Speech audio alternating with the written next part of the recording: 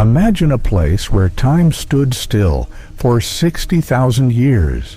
A lush green emerald in the middle of the Indian Ocean, surrounded by turquoise waters and coral reefs. Yet, approach it, and you will face a shower of deadly handcrafted arrows. This is North Sentinel Island, home to perhaps the last entirely uncontacted tribe on Earth, the Sentinelese. We live in a world of smartphones, artificial intelligence, and global connectivity. Yet, just a few hundred miles from the modern coast of India, a group of people lives exactly as our ancestors did during the Stone Age. Why have they chosen total isolation? Who are they? And what happened to those who tried to unravel this mystery? In today's video, we explore the darkest secrets of this forbidden island.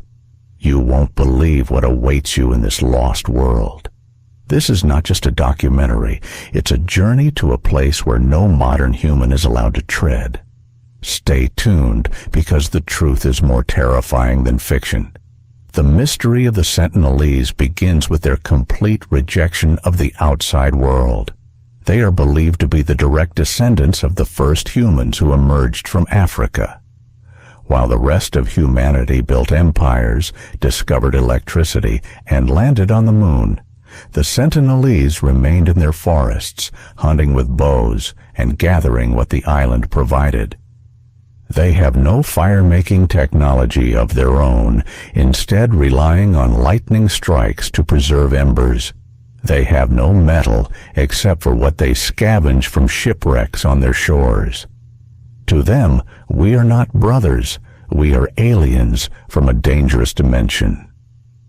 The first recorded interactions with the Sentinelese were disastrous and set the tone for the next century of hostility. In 1880, a young British naval officer named Maurice Vidal Portman landed on the island with a large party. His goal was civilized contact. He and his men searched the dense jungle and eventually captured 6 Sentinelese, an elderly couple, and 4 children. This was a turning point in history. Portman took them to Port Blair, but the experiment was a total tragedy. The elderly man and woman died shortly after being taken, their bodies unable to fight off common viruses like the cold or flu, to which they had zero immunity. Realizing his grave mistake, Portman returned the 4 children to the island with gifts, but the damage was done. The children likely carried those same diseases back to their tribe. This single event may have cemented the tribe's belief that outsiders are bearers of death and plague. For decades after, the island remained a silent, forbidden zone. In 1974, a National Geographic film crew attempted to land, hoping to capture the first high-quality footage of the tribe. They brought gifts of coconuts, a live pig, and plastic toys. Instead of a welcome ceremony, they were met with a barrage of arrows from the tree line. The director of the film was struck in the thigh by a 6-foot-long arrow. As he was pulled back to the boat, the tribesmen were seen laughing and continuing their attack. It was a clear message: your gifts are not welcome, and your presence is an insult. Every interaction for the next 30 years only reinforced their defensive stance. The modern history of the island is even more harrowing and filled with blood. In early 2006, 2 Indian fishermen, Sundar Raj and Pandit Tiwari, were illegally poaching crabs in the waters near the island. Under the cover of night, their boat's anchor failed, and they drifted too close to the shore while they slept. The Sentinelese did not hesitate. Both men were killed instantly. When the Indian Coast Guard sent a helicopter to recover the bodies, the tribesmen did not hide in fear of the giant metal bird. Instead, they stood their ground on the beach, firing arrows at the helicopter. The wind from the rotors blew away the sand, revealing the shallow graves of the fishermen. The mission was aborted to prevent further bloodshed. This event forced the Indian government to enforce a strict 5-mile exclusion zone. Today, the Indian Navy patrols these waters constantly to protect both the tribe and the public. But even the threat of death did not stop the most determined outsiders. In November 2018, a 26-year-old American named John Allen Chau believed he had a divine mission to reach the island. He paid local fishermen to smuggle him past the naval patrols under the darkness of night. Chau knew the risks. His journals were filled with prayers and fears. On his first attempt to land in a kayak, a young tribesman fired an arrow that pierced his Bible. He retreated, but incredibly decided to go back the next day. He told the fishermen to leave him there. A day later, those same fishermen watched from a distance as the tribesman dragged a body across the sand and buried it.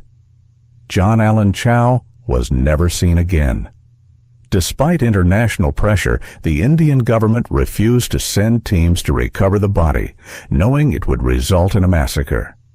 John's body remains a part of the island today. So, why does the world leave them alone? The answer is simple: survival. Not just ours, but theirs. Because they have been isolated for so long, the Sentinelese have no immunity to the most basic human illnesses. A simple sneeze from a tourist could wipe out the entire population of perhaps 50 to 200 people in weeks. They are a biological time capsule.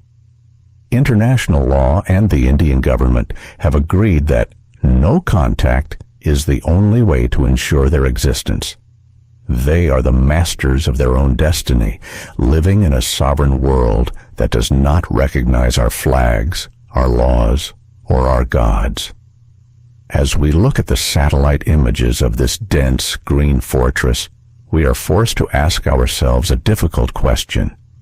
In our world of constant noise, stress, and digital surveillance, have the Sentinelese found a secret we have forgotten? They have no debt, no social media, and no global wars. They have the forest, the sea, and each other.